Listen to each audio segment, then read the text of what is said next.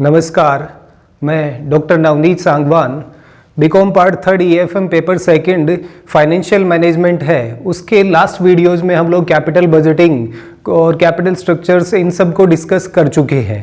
आज इसमें एक नया चैप्टर कॉस्ट ऑफ कैपिटल या पूंजी की लागत, उसको स्टार्ट करने जा रहा हूँ।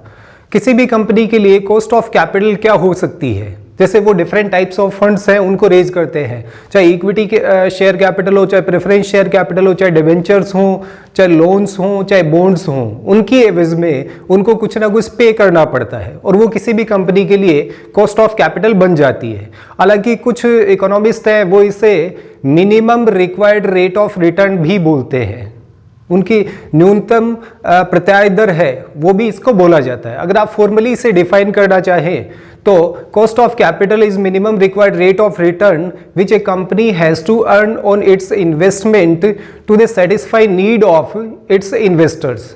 यानी कंपनी के जो विनियोगकर्ता हैं उनकी आवश्यकताओं को संतुष्ट करने के उद्देश्य से कंपनी उनके विनियोग पर जो न्यूनतम प्रत्याय दर होती है उसे पूंजी की लागत या कॉस्ट ऑफ कैपिटल बोला जाता है।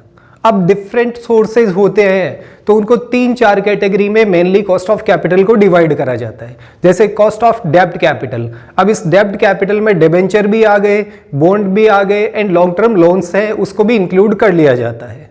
ऐसे ही cost of equity share capital होता है and cost of preference share capital होता है। एक इसमें कॉस्ट ऑफ रिटेन्ड अर्निंग्स है, यानी कंपनी का वो प्रॉफिट जो शेयर होल्डर्स में एज डिविडेंड डिक्लेयर नहीं करा गया है और कंपनी अपने पास उस अमाउंट को रिटेन कर लेती है प्रॉफिट के पार्ट को, तो उसे रिटेन्ड अर्निंग्स बोलते हैं। उस रिटेन्ड अर्निंग्स की भी एक अपॉर्चुनिटी कॉस्ट होती है और उसके बाद में इनकी composite, combined, weighted average rate of return और ये सब भी कैलकुलेट करते हैं। हालांकि इस वीडियो में इसका थ्योरेटिकल पार्ट है वो मैं डिस्कस करने जा रहा हूँ, जिसमें सबसे पहले अपने आता है importance of the concept of cost of capital, यानी पूंजी की लागत की जो अवधारणा है उसका क्या महत्व होता है किसी भी कंपनी के लिए या किसी ऑर्गेनाइजेशन के लिए। जिसमें नंबर 1 आता है help in capital budgeting decision. कोई भी कंपनी है उसके जो क्रूशियल डिसीजंस होते हैं उसमें कॉस्ट ऑफ कैपिटल डिसीजन भी होता है एंड कैपिटल बजटिंग डिसीजन भी होता है। अब कैपिटल बजटिंग है वो लॉन्ग टर्म इन्वेस्टमेंट के रेफरेंस में होता है और एक ह्यूज अमाउंट होती है, तो डेफिनेटली वहाँ पे कॉस्ट है कंपनी की ज़्यादा एसोसिएटेड होती है। तो कंपनी को सोचना पड़ता है कि कौन सा इन्वेस्टमेंट उसके लिए वायबल रहेगा, कौन सा फंड उसके लिए प्रॉफिटेबल रहेगा। उन सब चीज़ों के लिए उसकी जो कॉस्ट आती है कैपिटल की वो भी आपके लिए इंपॉर्टेंट रोल प्ले करती है। तो कैपिटल बजटिंग में जब इन्वेस्टमेंट डिसाइड करा जाता है तब उस पर minimum required rate of return या कॉस्ट ऑफ कैपिटल है वो भी कंसिडर करी जाती है ताकि उसका इन्वेस्टमेंट पे कंपनी को बेनिफिट मिल सके। फिर दूसरा इसमें आता है कैपिटल स्ट्रक्चर डिसीजन, पूंजी संरचना के निर्धारण में महत्व या उसमें इसका क्या योगदान रहता है। कैपिटल स्ट्रक्चर है वो हम लोगों ने लास्ट में देखा हुआ है, इसमें इक्विटी शेयर्स आते हैं, प्रेफरेंस शेयर्स आते हैं, डिबेंचर बॉन्ड्स हैं, ये सारी चीज़ें आती हैं।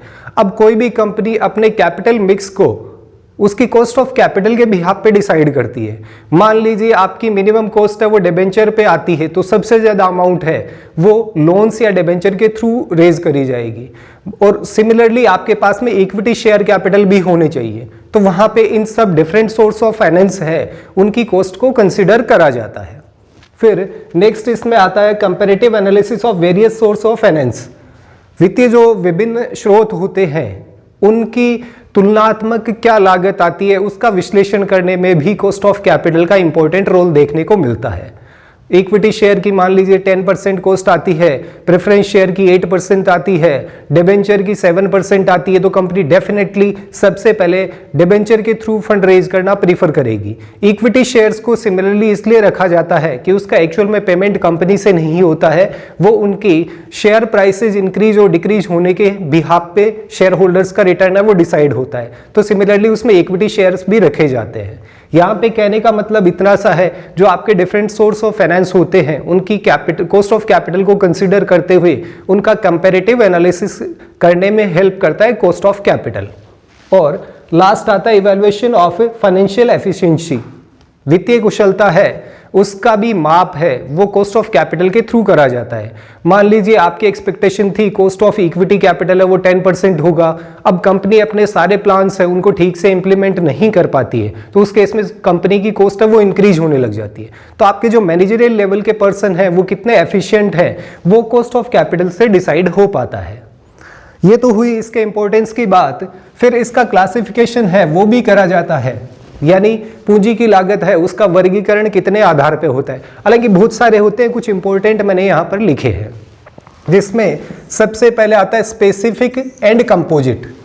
स्पेसिफिक और कंपोजिट दोनों की बात की जाए तो स्पेसिफिक में like cost of equity share capital हो गया, cost of preference share capital हो गया, कॉस्ट ऑफ डिबेंचर हो गया, मींस इंडिविजुअली अपन कैलकुलेट करते हैं तो वो स्पेसिफिक कॉस्ट ऑफ कैपिटल होता है। और इनकी कंबाइंड कॉस्ट कैलकुलेट की जाती है या वेटेड एवरेज कॉस्ट कैलकुलेट की जाती है तो उसे कंपोजिट कॉस्ट बोल दिया जाता है। फिर सेकंड आता है इसमें एवरेज एंड मार्जिनल कॉस्ट, औसत तथा सीमांत लागत। ये हालांकि आप लोगों ने बीकॉम फर्स्ट ईयर के बिजनेस इकोनॉमिक्स में स्टडी करा होगा। टोटल कॉस्ट में नंबर ऑफ यूनिट्स का डिवाइड करते हैं तो एवरेज कॉस्ट कैलकुलेट होती है, और लास्ट यूनिट की जो प्रोडक्शन करा जाता है उसकी लास्ट यूनिट की जो कॉस्ट आती है उसे मार्जिनल कॉस्ट बोला जाता है। फिर उसके बाद में नेक्स्ट आता है हिस्टोरिकल एंड फ्यूचर कॉस्ट, भूतकालीन तथा भावी लागत। जो पास्ट में कॉस्ट अकर हो चुकी है वो हिस्टोरिकल कॉस्ट ऑफ कैपिटल होती है, और फ्यूचर में एक्सपेक्टेड होता है कि आपको फंड रेज करने पड़ेंगे, उस पे आपकी कॉस्ट आएगी तो उसे फ्यूचर कॉस्ट ऑफ कैपिटल बोल दिया जाता है। और लास्ट इसमें आता है एक्सप्लिसिट एंड अपॉर्चुनिटी कॉस्ट, स्पष्ट तथा अवसर लागत। एक्सप्लिसिट कॉस्ट वो होती है जो कॉन्ट्रैक्ट के थ्रू एक्सटर्नल पार्टीज को पे करी जाती है। लाइक आपको 1 लाख रुपीज के रॉ मटेरियल की रिक्वायरमेंट है तो आप डेफिनेटली जो सप्लायर है उसे 1 लाख रुपए देंगे, रॉ मटेरियल की कॉस्ट है वो 1 लाख आएगी, उसे एक्सप्लिसिट या स्पष्ट लागत बोला जाता है। यानी कॉन्ट्रैक्ट के थ्रू एक्सटर्नल पार्टीज को जो पेमेंट करा जाता है उसे एक्सप्लिसिट कॉस्ट बोला जाता है। और अपॉर्चुनिटी कॉस्ट वो होती है जो आपके सेकंड बेस्ट अल्टरनेट की कॉस्ट होती है, उसे अपॉर्चुनिटी कॉस्ट बोल दिया जाता है। जैसे एक कोई पर्सन है उसके पास में 3-4 ऑप्शंस हैं कि उसके पास एक पीस ऑफ लैंड है, जमीन का एक टुकड़ा उसके पास में है। मान लीजिए वो एग्रीकल्चर का काम करता है तो उसको 90,000 रुपीज पर मंथ मिलता है। उसी पे सपोज वो इंडस्ट्री इस्टेब्लिश करता है तो उसको 1 लाख रुपीज मंथली इनकम होती है, और उसी पे मान लीजिए वो अपना रेजिडेंशियल बना लेता है तो 0 इनकम होगी, या फिर उस पर कोई एजुकेशन इंस्टीट्यूट वो ओपन कर लेता है तो मान लीजिए 60,000 रुपीज उसकी मंथली इनकम होती है। ये 4 ऑप्शन अपने पास में आ जाते हैं। बेस्ट ऑप्शन क्या है कि वो इस पे इंडस्ट्री को एस्टैब्लिश करेगा। इंडस्ट्री को एस्टैब्लिश करेगा तो डेफिनेटली आपके पास में जो सेकंड बेस्ट अल्टरनेट है कि एग्रीकल्चर वाला काम वो आपको छोड़ना पड़ेगा। तो ये फोरगॉन कॉस्ट हो चुकी जो आप अब नहीं कर सकते हैं, उसको अपॉर्चुनिटी कॉस्ट बोला जाता है। यानी सेकंड बेस्ट अल्टरनेट की जो कॉस्ट होती है उसे अपॉर्चुनिटी कॉस्ट या अवसर लागत बोला जाता है, कि आपके पास ये भी एक अवसर था जो चला गया है, इसीलिए ये कॉस्ट हो जाता है। तो आज के इस वीडियो में 3 चीजें हम लोगों ने देखी हैं। एक तो कॉस्ट ऑफ कैपिटल होता क्या है, दूसरा उसके इंपॉर्टेंस क्या है, और उसका क्लासिफिकेशन क्या होता है। नेक्स्ट वीडियो में हम लोग कॉस्ट ऑफ डेब्ट कैपिटल के बारे में बात करेंगे। तो आज के इस वीडियो में इतना ही। Thank you. जय हिंद, जय भारत।